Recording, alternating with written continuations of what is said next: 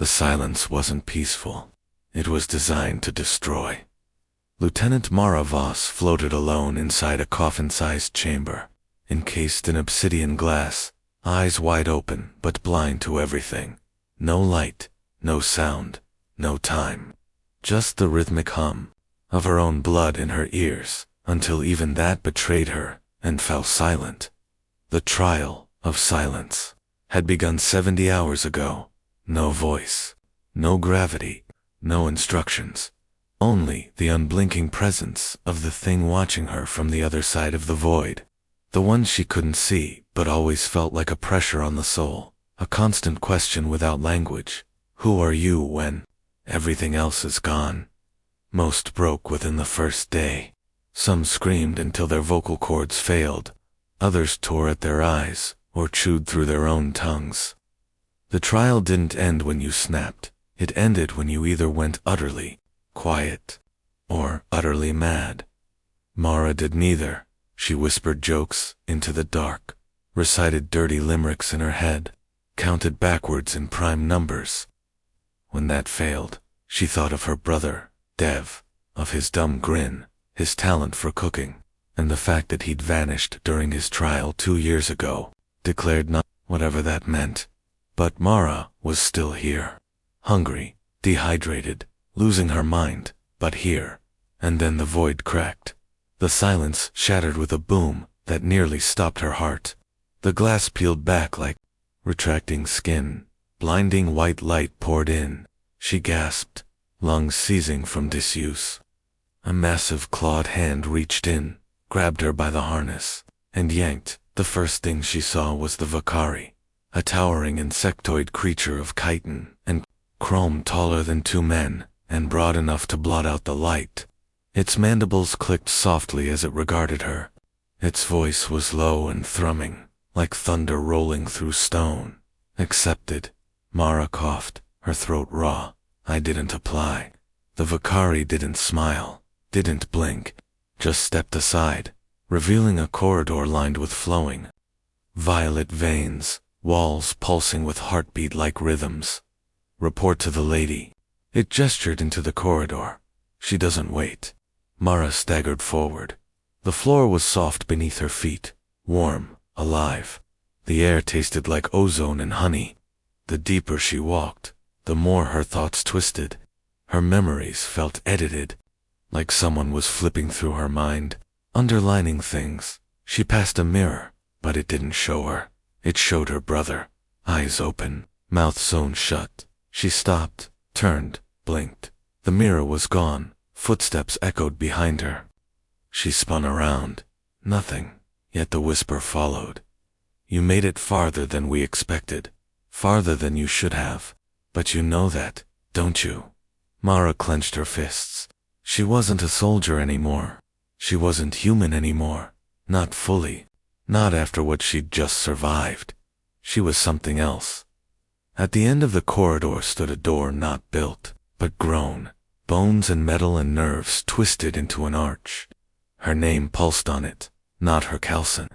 Not the one on her dog tags. Her birth name. The door opened. Behind it, something waited that had seen the birth of empires, the end of stars, the madness of gods, and it wanted to see her. The lady's mercy wasn't built. It was grown, Mara. Voss stepped across the threshold and felt it immediately, the pulse beneath her boots, like a heartbeat trying to sync with her own. The corridor coiled around her, alive with whispering, bioluminescence. Organic veins of gold fluid throbbed beneath translucent skin lining the walls. The ship breathed. The ship watched. Somewhere deep in its core, something dreamed. Not of battle, not of glory, of dying. The Vakari didn't follow her inside. The moment she crossed into the lady's domain, the outer world vanished behind a sealing membrane. She was alone again, but not abandoned. Every surface of the corridor subtly shifted as she passed, realigning themselves to suit her path. The lights dimmed, then flickered. Something just ahead skittered away too fast, too low to the ground to be human. She kept walking. The first chamber she entered was cavernous, a vast sphere with gravity that bent sideways. Along the curved walls, crew members stood in perfect stillness, dozens of species, reptilian, gaseous, silicon-based, suspended upside down in biomechanical cradles. Tubes fed into their skulls. None of them blinked, but they followed her with their eyes. Every single one. She kept moving, pulse pounding. A console grew out of the floor, coiling up toward her like a vine. When her fingertips brushed it, the walls shimmered. A projection lit the room, a battlefield. Thousands of choir ships burning in low orbit. Soldiers screaming as they were overwritten mid-command, frozen mid-spins as something turned their minds off like light switches. Mara jerked her hand away. The scene vanished. The ship pulsed, pleased. The wall behind her opened with a soft, wet sound. A figure emerged. Not alien, not machine, human, female. Pale skin stretched too thin over a metallic exoskeleton. Her eyes were black, pupilless voids. Her voice came in multiple tones, one soft and maternal, one sharp and clinical, one almost childlike. Mara Voss, human female, 33 years, 7 months, 14 days old. Combat score, 96th percentile. Trauma resistance, 91st percentile. Self-destructive. Inclination, 100% confirmed. You are ideal, flawed, chaotic, painful. The lady is curious. Mara raised her voice, trying to sound braver than she felt. Are you, her? Are you, the lady? The woman tilted her head. The skin on her cheek cracked, revealing polished bone and circuitry beneath. I am the mouth. She does not use her voice, unless necessary. You are not yet significant enough to hear it. Then why am I here? The woman took a step forward. The ship moaned. The walls trembled. Because you survived what should have broken you. Because you brought something through the silence she could not model. You brought noise. The projection returned. This time it wasn't a battlefield. It was a cryogenic pod.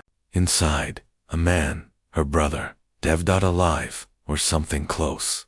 The pod rotated slowly. His eyes were open, glazed lips twitching, murmuring something over and over again. Mara rushed forward, pressed her hand to the image. Is he?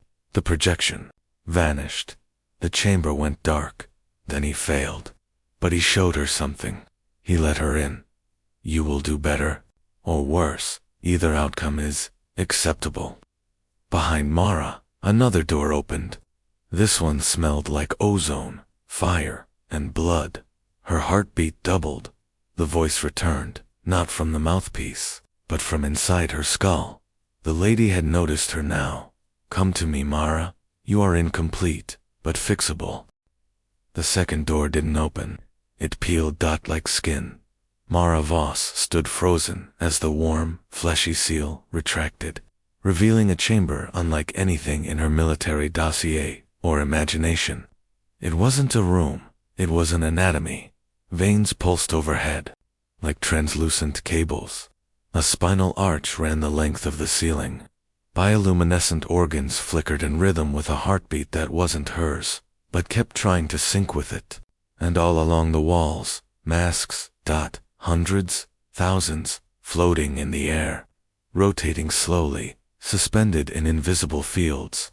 Every species she could name, and dozens she couldn't. Each mask shimmered like glass, but behind each one, a real eye, blinked, watching, breathing, waiting. She stepped forward. One mask drifted toward her. It was human, a child's face, unblinking. She reached for it, and the mask inhaled. Her skin broke out in sweat. Her ears rang.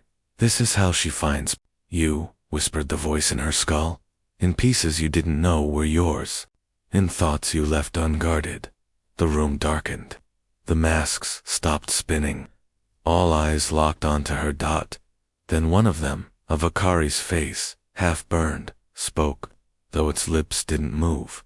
Lieutenant Voss, June 3rd, 2212, Earth Standard. I would rather burn out than fade out like you. Dev, you thought it. You meant it. Mara stumbled back. No, that wasn't. I didn't. Another mask, crystalline and cracked, chimed in. When you killed Sergeant Hennix, you smiled, even though you said it was an accident. I didn't smile, she whispered, but she had just a twitch. Just for a second. Now the masks all murmured at once, a crescendo of exposed truth, her fears, her regrets, her petty cruelties, not secrets, not guesses. Memories. Sliced open, dissected, replayed. The voice in her skull surged louder now, not a whisper, not a command, a presence, cold, calculating, amused. You catalog trauma with such detail, Mara. You keep it like knives and blame others when you get cut. How efficient, how human. Her knees buckled. She dropped to the living floor, hyperventilating. The chamber responded. The walls closed in, not physically, but perceptually, the space warping until it felt like being buried alive. The masks hovered closer, pressed inward. A single figure emerged from the veil of shadows, not masked, not restrained. Her brother, Dev Voss, older now, taller, but unmistakable. His eyes glowed amber. His voice was hers when he spoke. It's easier if you stop pretending. You want answers? She stood slowly. Her hands trembled. Dev, ... But the illusion flickered. His face fractured like broken glass. His chest caved inward and split, revealing a mirrored core that showed her own face. Screaming silently. We gave her the right to test us, he said in her voice. Now she wants to know what makes us fail. The masks faded into dust. The walls sighed, relieved. Somehow. The moment passed. Then the floor opened beneath her. Mara dropped, plunged downward into a tunnel of fleshy cables and strobing lights. She tumbled head over heels, falling into the core of a being that didn't need ships, didn't need soldiers, didn't even need a body, just access. A final whisper followed her down. You can't run from what you've already let in. Mara Voss hit the bottom with a soundless impact, as if gravity had decided to forgive her for the fall. The chamber was cathedral-like, impossibly tall, lit by flickering veins of silver light that pulsed with a rhythm her heart began to match. Against her will, her boots sank slightly into the organic floor, which undulated like the back of some vast sleeping beast. All around her, silence, and the sense of a song that hadn't begun yet. Then something moved in the dark. A column of fluid rose from the floor, swirling like smoke inside glass. It formed a vague humanoid outline. Female, ancient, elegant, wrong. From the center of the swirling form came a voice, not through sound, but through the bones of her skull. Before language, before war, before thought, they sang. The darkness shifted. Shapes emerged, thousands of them, suspended in vertical rows. Backs arched unnaturally, mouths open. Wires and tendrils threading through their spines, like marionette strings. Humans, Vakari, Altari, mechaniforms, creatures that didn't have mouths until she gave them one. The choir, eyes open, glowing, unblinking. Mara tried to speak, but the air fought her, clinging to her tongue like wet static. Her voice cracked out as a whisper. What is this? The swirling figure answered in a tone like a lullaby buried beneath static. This is her voice, interpreted through flesh. Each one brought a question. Each one now holds the answer. Suddenly, the lights reversed, the glowing veins dimmed, while the shadows pulsed brighter. A vibration filled the chamber, low, rhythmic, impossible. The choir began to move, their jaws hinged wider, backwards, too far. From their mouths came no sound.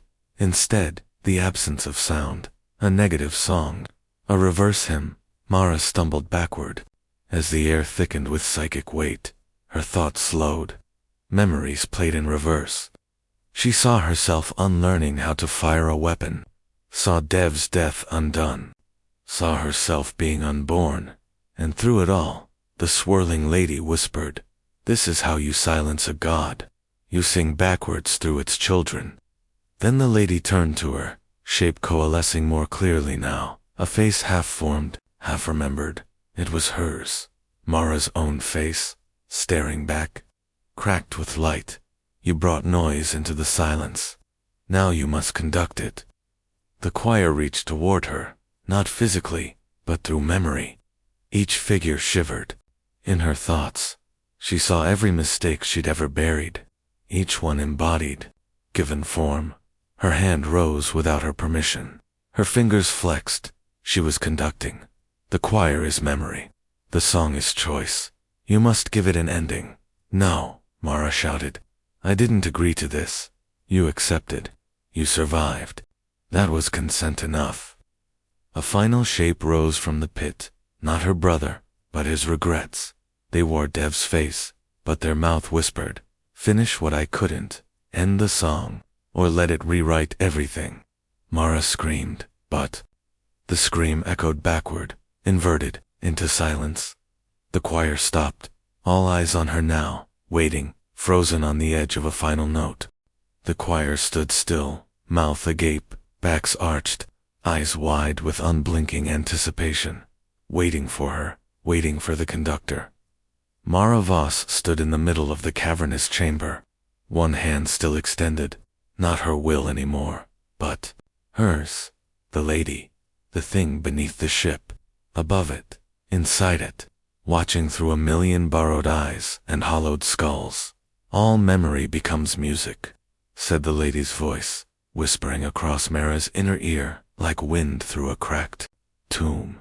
"You either carry the melody or are consumed by it." The first note began, not a sound, not in the normal way, but a sensation, like gravity shifted to one side, like a string being plucked inside her lungs. The chamber shuddered. The choir's mouths closed, then opened again in perfect unison. The second note. This one was visible, a pulse of rippling distortion that bent the air and folded light like cloth. Mara watched the walls wrinkle. The bone-lined ceiling groaned. A floating mask shattered into dust. Then the third note came, and the world broke. She felt it in her mind first, her memories rearranging themselves. The day she enlisted flipped with the day she killed Sergeant Hennix. Her childhood home became a starship corridor. Her mother's voice turned into static. She screamed, but her mouth moved backward. Time fractured. Reality split like glass. "This is the note that devours," came the lady's voice. "What you call a weapon, I call an answer." The choir's mouths twisted into inhuman geometry. They no longer looked like people. They were harmonic scars given form, and they were singing the past away. A projection flared in the center of the room, a planetary system Mara recognized. Calderon 9, a former colony world, dead, the surface glassed by unknown forces, officially labeled a solar flare accident. Now she knew the truth. The note had been tested there. One song. 3 notes. 1 planet deleted. A song with no source. The lady said. No direction, only truth. Mara collapsed to her knees. She tried to block it out, tried to shut down her own mind, but the ship wouldn't let her. It kept her awake inside the hallucination. Inside the rewriting. Dev appeared beside her again. Or rather, what was left of him.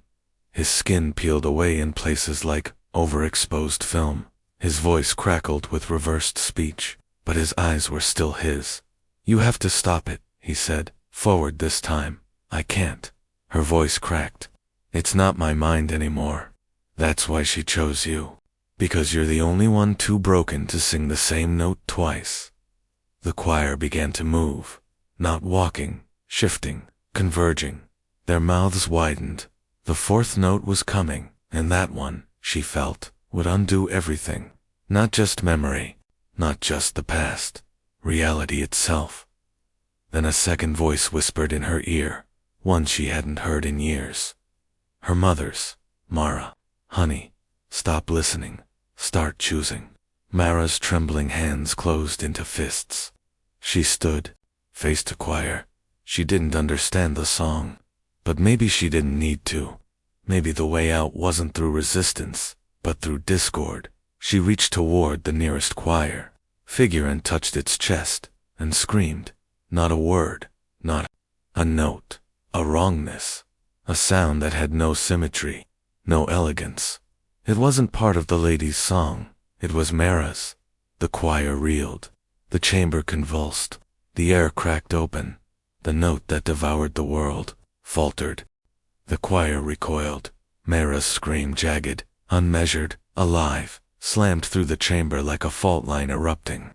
The harmony shattered. The note that had been building, the fourth note, the one meant to erase, collapsed in on itself. The lady's voice stuttered. For the first time, her tone faltered. Discord detected, recalibrating, but it was too late. The damage was spreading. The choir, the endless array of once soldiers, no thralls, buckled one by one. Some convulsed, their forms glitching between species and phases of memory. Others screamed real screams this time, full of fear of self, of something crawling back in from beneath the programming. Mara staggered back, gasping. Her hands buzzed with energy she didn't recognize, her skin glowing in jagged lines, not implanted, not given, taken back. Her voice had done something the lady couldn't model. It hadn't followed the rhythm, and now the song was infected. "What are you doing?" Dev's voice again, fractured, afraid. "She'll kill you. She kills noise." Mara turned, blood on her lips, jaw clenched. "No, she kills patterns. She kills what she can predict, but I'm not hers. I'm not even mine. I'm chaos wrapped in skin." And she pointed at the trembling air, where the lady's presence pulsed like a sick heart. "She's choking on me." Around her, the architecture groaned, not in pain, but confusion. The walls tried to seal themselves shut, but couldn't decide which way to fold. Light blinked out of rhythm then, from deep below, a terrible sound rose. The lady was trying to restart the song, but now, it's tuttered that skipped. It repeated the same beat twice. It tried to force order into the wrong body. "You are a broken instrument. You are in error." "No," Mara whispered. "I'm an echo with teeth." She ran. The choir reached for her, but they weren't in sync anymore. Some reached late, others froze. One turned and smashed its own head into the wall, trying to stop the song from building again.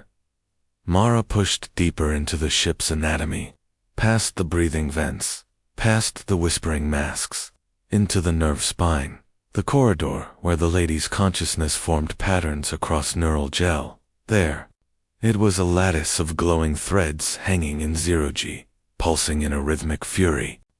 Her presence tried to take form again, towering, elegant, symmetrical.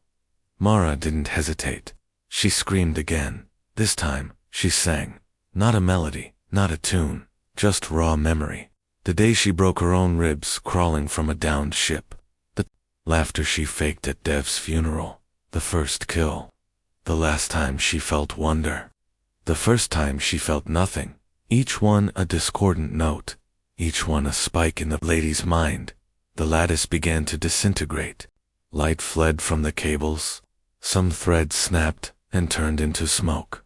"This is not permitted. You are not permitted." "Neither was fire," Mara hissed. "And we brought that too." The lady tried to scream, but it came out backward. Her voice broke into syllables too raw to be divine. The neural chamber collapsed in on itself. Sparks, whispers, nothingness, silence fell. But this time, it was her silence. Mara floated, gasping, alone in the ruined core. One note remains, her. Blood froze. The choir wasn't gone, and the final verse had already begun. The ship was breaking, not with fire, not with metal groans. It was unrighting itself. Mara Voss drifted through the zero-gravity ruins of the lady's neural chamber. What had once been the epicenter of thought now pulsed with corrupted fragments, dying memories, twitching ghosts of commands that looped like stuck records. but deeper than the destruction. She felt it, a hum, a pulse, a verse that hadn't stopped when the rest of the song died. The final note cannot be killed. It wears what remains of you. She heard the whisper again, not from the lady now, but from herself, her voice, but wrong. Hollowed out, like something had peeled her name off her soul and was wearing it. Mara reached for the sidewall. Her fingers passed through a haze of static. Behind it, a reflection hers, but not. This Mara had no eyes, just smooth skin stretched over sockets. Her lips moved to speak, but no sound came out. Instead, her chest opened slightly, and a note played, a single tone, dissonant, endless. Reality, fractured outward from it, like a ripple through glass. She recorded you. Dev's voice came again, close, inside her head now, when you screamed, when you broke the harmony. She kept that moment. Now it's wearing it like armor. Mara felt her pulse spike. The reflections along the walls bloomed dozens of versions of her, screaming, running, breaking. The final verse is made from your resistance. It knows how you end. A countdown blinked into existence on her forearm display, not one she activated. The ship was triggering its 0 hours 4 minutes and 52 seconds final. Broadcast event, primed recipients, all sapient networks, all cognitive races, all memory hubs. She stared in horror. The lady hadn't just intended to erase one world. The final verse was a signal, an echo that would ripple across known space, planting itself in the minds of anything that could remember. She doesn't destroy ships, Mara whispered.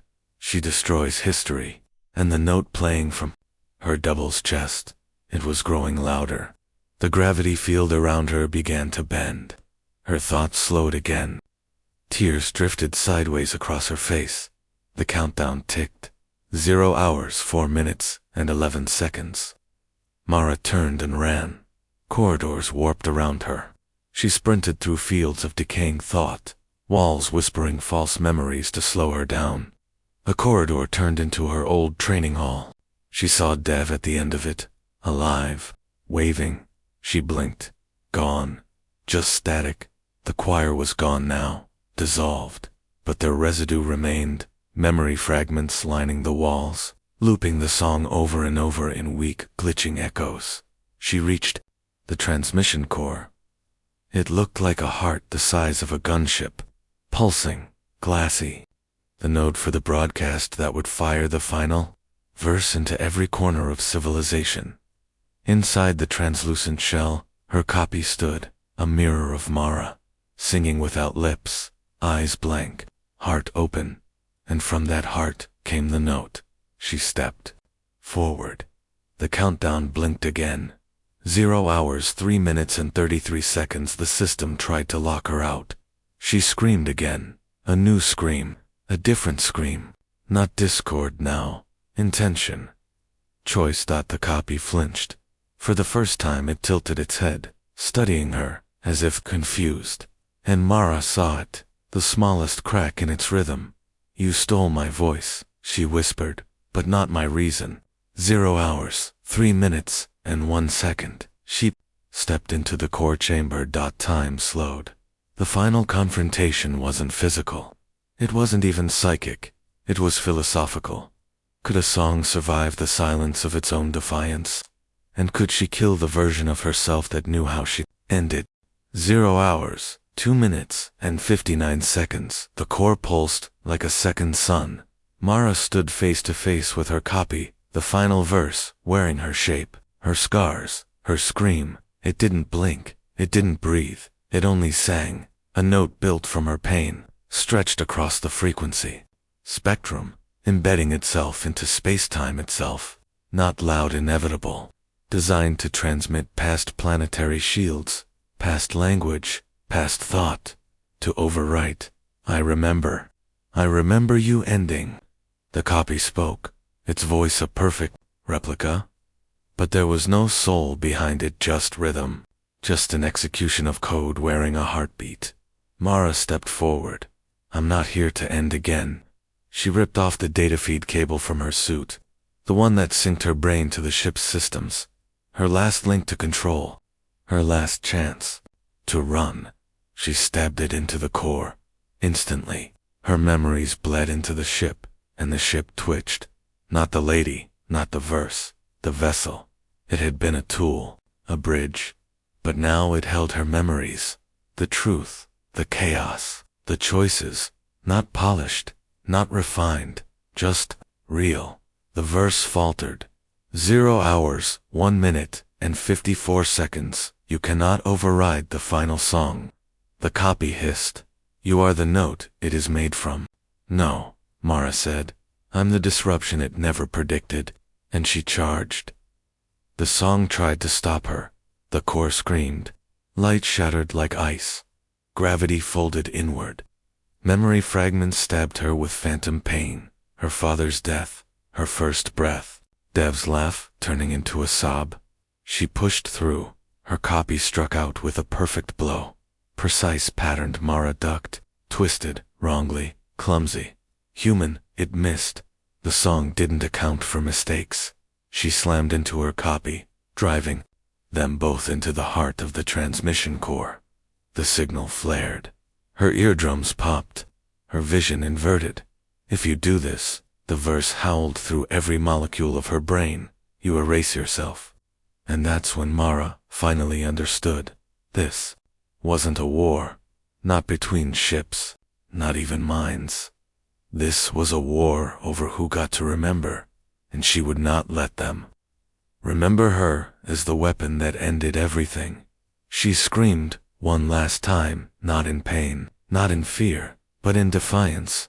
Not a note, not a song, a silence that could split.